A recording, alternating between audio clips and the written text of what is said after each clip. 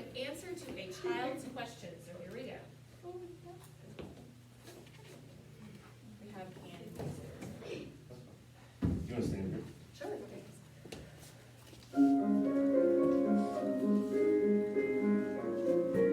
Our flute player is going to be recording the flute for us to the first one, so that will be coming soon, okay? Okay. You ready?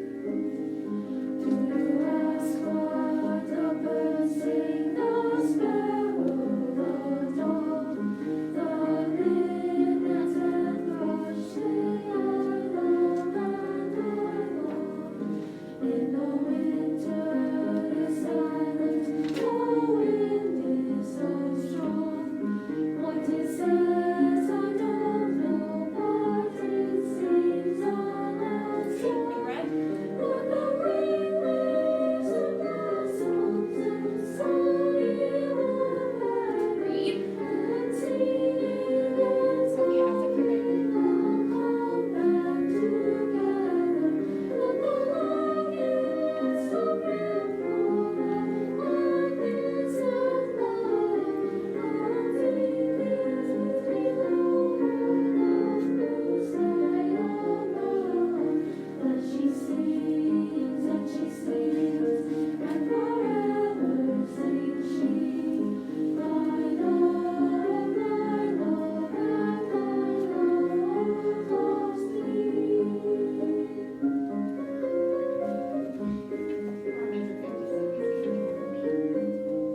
We'll come back to you.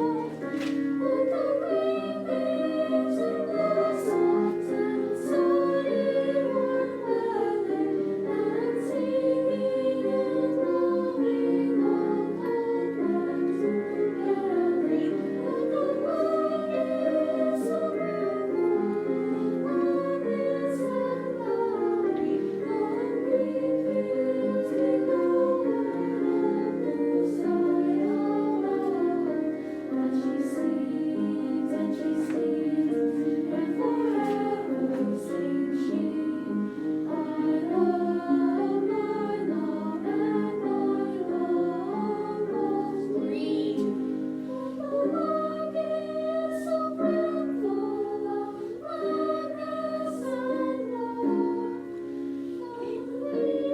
Come on, sing out.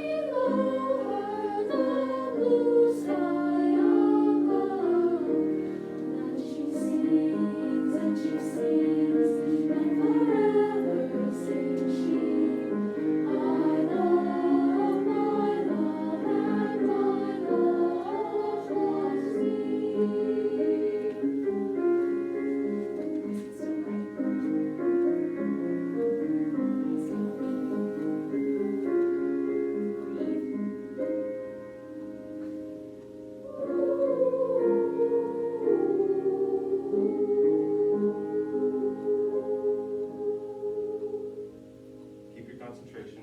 Sing the last pitch for the ooh, whatever pitch it starts on. Ready, go. Oh, just We'll sing it and hold it. Ready, go. Let's make sure we all get up to that note. Ready again. And there you go. Don't move though. Just sing and hold that first note. Don't move after you sing it. Ready, breathe, and. Good. You hear? That's the only time in the whole song I heard a note fractured. Was that one little spot, and it's tricky, right? It's just this little ooh tag at the end, and it's a high, kind of a high-ish note, not a high note, but a high-ish note. So what do you have to do to do that? Ms. Ritter will know this like the back of her hand. Listen, imagine, breathe, sing. All right? So you have to listen to that note in your head. You have to imagine singing it. You have to take the breath, and then you have to sing. If you skip those first two steps, if you just breathe, sing, we're going to have what we have. Do you still remember the pitch? Ready? Good. Can it all be together? Watch. Watch. All be together. Yeah, good job. Who was that? Was that here? Good job. Ready, together, and. Don't be scared. What are you scared of? Hey Matthew, if that's too high for your baby, you don't have to sing it, or you can sing it down the octave. Okay. Yeah, you're probably getting to that point where that whole note's changing, right? Yeah, what's the D? D, ready, and. Good, let's see if we can just get rid of that little break at the beginning. If your voice is just breaking on you and you can't control it, that's okay. Just skip that note. It's fine. Or sing it down. Try singing it down. But don't let it break on you. Ready, breathe, and. Good, sing the whole thing now. Ready, and.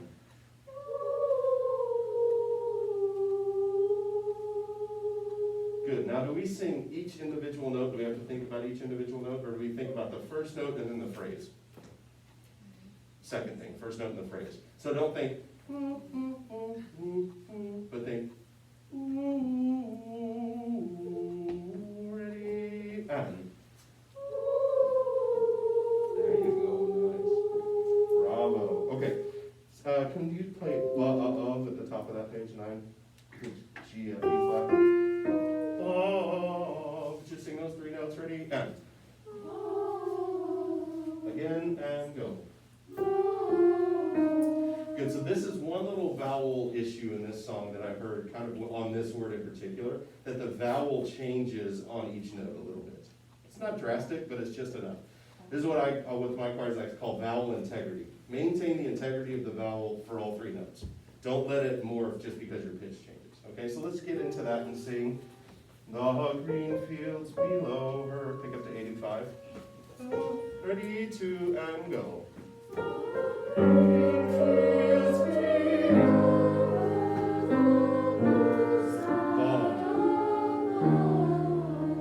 There, that's better. Does that make sense to you? So when you get to above, keep that vowel nice and pure and tall like you know how to do it. Don't let it change as you go through it.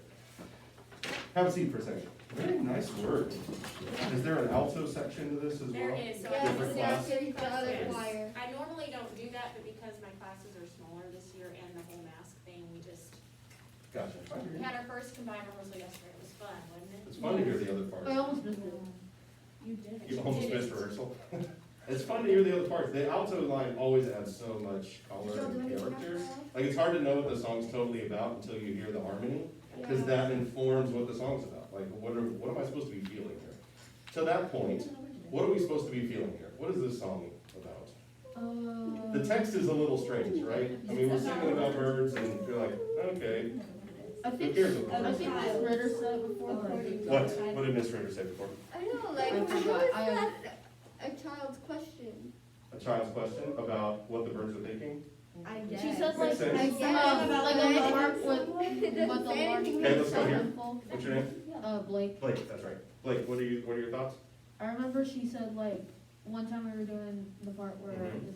the lark is so brimful. She thought it was a nice message to like what's all happened in 2020. Oh, absolutely, I agree with that. Absolutely. What else are you thinking? What were you thinking? Oh, I said something about love and birds. Yeah, something about, see, that's the tricky thing, is sometimes we get songs to sing in choir, especially, where you're like, well, that's a sweet message, but what are we really thinking? So what I think you have to do is you try to put yourself in the mind of the poet, right? Because somebody wrote these words, and somebody felt driven to write these words, right, about these birds. So imagine a scenario where the poet is maybe sitting out in the woods. I was just thinking secret garden like crazy when I was hearing this. And you have the young female character who goes out to her garden and she's observing the birds. And why is she making up this story about the birds? About how much the birds love each other and how much they care for one another. Could it be that the poet doesn't have that in his or her own life potentially? And so you go and you seek those things in the things around you, potentially? Right? That kind of puts a different meaning on this song, potentially, right? And that puts you in a place where you can sing about birds like you actually care about them, versus like, I'm supposed to sing this song about birds, I don't really get it, right? It's about birds and it's about love, right? And on appearance, it's totally about that.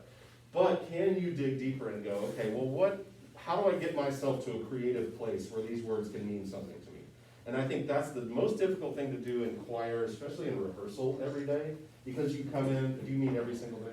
every day. Yeah, you come in every single day and you rehearse every single day. And it's hard to get yourself into that creative mind space. So when do we get to that creative mind space? When we have a concert, when we sing a song that really we connect to immediately, right? And that's easy, because you've all experienced that before.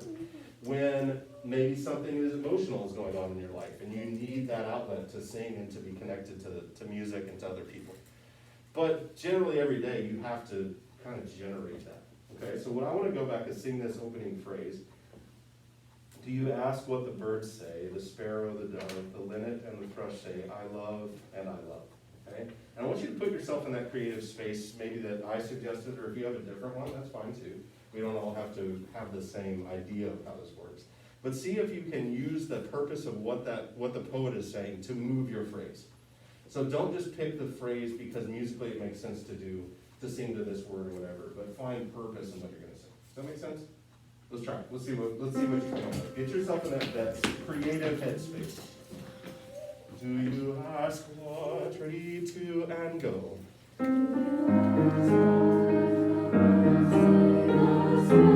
Okay, stop. Let's just take that much. Do you ask what the birds say? The sparrow. That sounded disconnected. The first bit was really connected. Do you ask what the birds say? The sparrow, the dove. Right? And Matt, put yourself in that scene. I know it's weird. You may never think, I'm not an outdoor person. That's right now I need you to be an outdoor person, right? And just be a bird watcher right now. Ready, one, and go.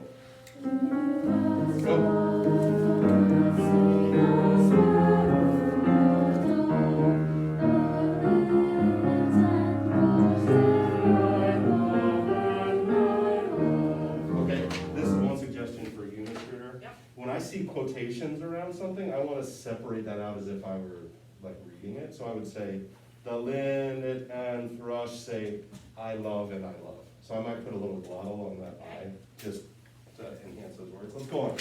In the winter, ready to and go.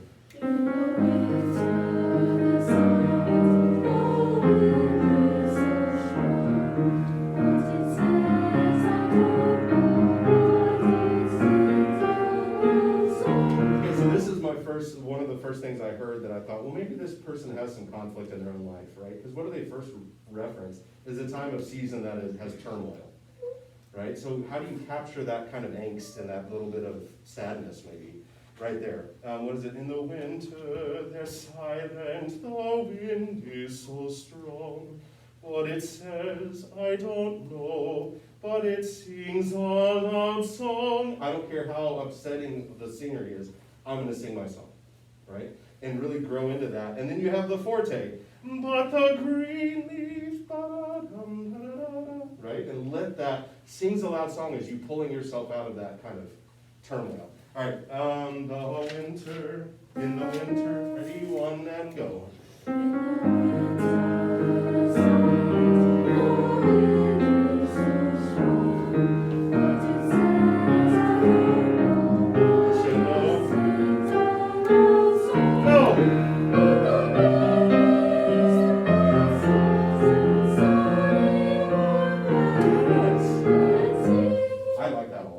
Now, when you really went for it, you got excited and you went for the crescendo and the forte and your voices kind of went for you on you a second. How do we fix that? We practice in our warm-up singing high notes with support every single day. So that when you feel moved to do something with your voice, you have the tools to do it. Does that make sense? So when you want to sing a high loud note, you've practiced how to engage the air, how to have your posture, how to do the vowels, all those things, so that you can do it. Because you were motivated, but then it wasn't quite as clean. Personally, I'm okay with that. I would rather you be connected emotionally and have a little bobble vocally than to be perfect vocally and disconnected emotionally. That's my personal preference, and it's gotten me in trouble with people sometimes. Not like real trouble, like choir trouble, which isn't that big a deal. Cool, let's move on to something else. I like that song. Isn't it beautiful? It really is, it's a lovely melody, and Yeah, it won a big award way back when. Way back when. We were- When was we're it- like a what time is this?